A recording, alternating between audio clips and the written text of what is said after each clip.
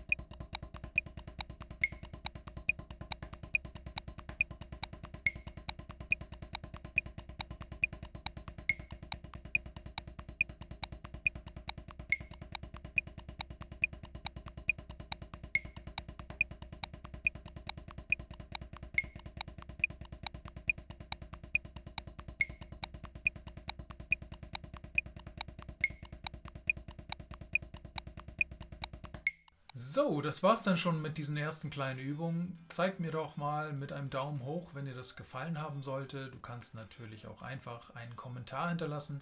Ich freue mich, wenn du Kontakt aufnimmst und ja, wenn du beim nächsten Mal auch wieder mit dabei bist. Mach's gut und bis dahin. Tschüss.